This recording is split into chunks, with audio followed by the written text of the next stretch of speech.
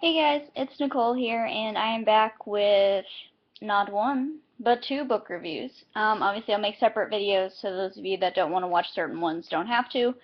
But, surprise, I had jury duty, like, last week, so I had a lot of time to read. Which works out great for you all. So the first book review, now this one I can't really say is a book review, and you're going to see why in a second. But, this is Helga's diary. Basically, it's a biography that someone put together about this girl named Helga, I believe Weiss. I'm not sure how to say her last name. But it's about her and her life in concentration camps. Obviously, this is during the Holocaust. And Helga was, of course, a Jew. And she she took notes. It talks about her going to school, and it starts before the restrictions started to come and be placed on the Jews and the Jewish people. So she is documenting her life, and she lives in an apartment with her parents, and she goes to school. She's a very normal girl. And then there's all of a sudden they start having, Jewish people have to wear stars, they have to be registered, and it's the typical historical background. And then there comes transports, and Helga's family's afraid because they don't know where the transports are going. As you later find out, transports go to different camps, and then it's her journey through several different camps. She attends multiple camps, not attends because she doesn't want to go there, obviously, but one of the big places that she goes to is called Terezin, or Terezin. Again, I'm not sure on the accents for how the Germans would say it, but that's her first camp. And I don't know, if you're anything like me, the Holocaust is one of the most fascinating, horrifying, but also fascinating things for me to learn in history. And it's very, I feel like at least my curriculum is just very, this is what happened, more like a timeline, and there were always certain things that I wanted to learn more about. And I finally, got the chance to go to the library and go to, the historical section. And I think everyone, especially with Holocaust, is so used to the big book being Anne Frank, is one of the top ones, or there's Night by Elie Wiesel, which is also a great book. I still remember some of the things that he talked about seeing, and I still am like, oh God. I mean, again, it's one of those events in history where you sit there and you're like, how could this happen? And it did, and it's rough, but I think it is good to read about these things, and the Holocaust has probably been one of the most, again, fascinating, horribly so, but fascinating things for me to learn about. And I think my mind, because of my schooling, I didn't think at first of like all the other children that probably kept diaries, or anybody in general, because of the ones that are usually put right out there that are the most famous. But I found Helga's diary in the library, and it sounded interesting. Again, I had never heard of camps like Terezin. I don't remember learning about. And Terezin's interesting because it actually is a camp where they try to make it look the most humane. I don't know if it was actually the most humane camp. It could have been, honestly, in the Holocaust. But she tells us how they set up schools and people tried to come visit so they would make it look great. And she got to work in a garden, and it didn't seem like really any people were killed by the Germans there. If anything, it was disease because of the conditions. But again, they weren't that bad from other camps that you've most likely learned about throughout history classes that you've taken.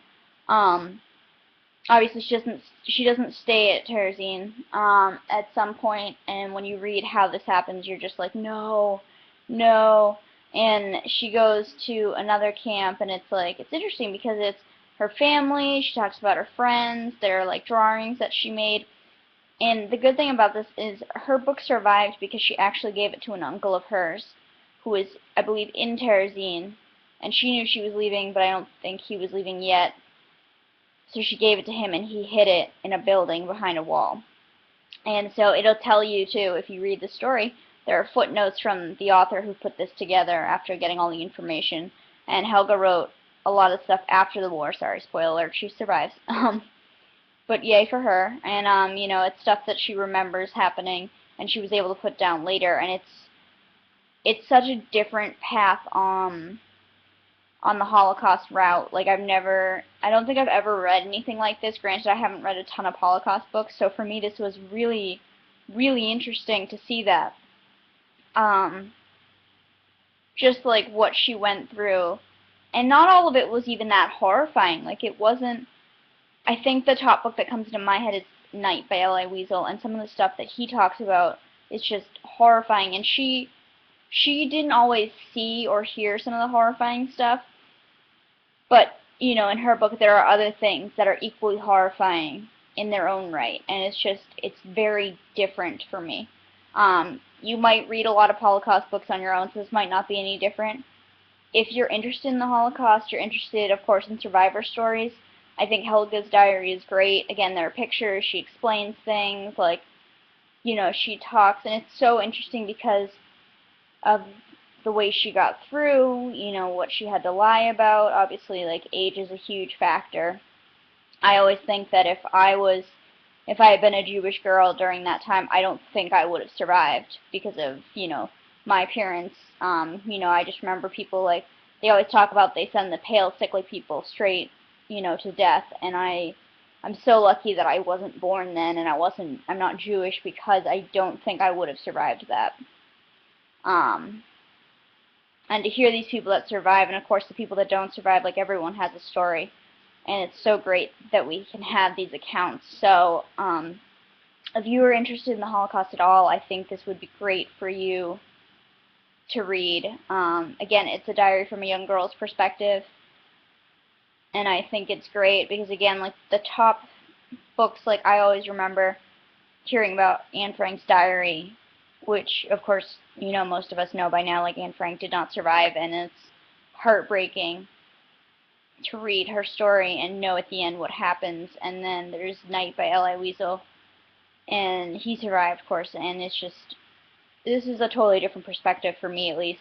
So if you're interested in any of that, feel free to check it out. Again, it is Helga's diary, and it is put together, the introduction's by Francine Prose, and then it's just, you know, it's put together, you know, from Helga, and it's translated by Neil Bermel, and, you know, it's just, it's a great book. So, no rating on this. Again, this isn't really a book review. I can't truly, like, review this as a critic because it's someone's life experience and such a terrible event in our history. So, it's just a great book. I think you should really check it out. And I know the title is going to say book review, but, you know, just hang in there with me. So, Helga's Diary, you should go read it. Want to learn more about the Holocaust and get another perspective, go for it. Next book review coming up soon. Stay tuned. Have a great day, guys. Bye.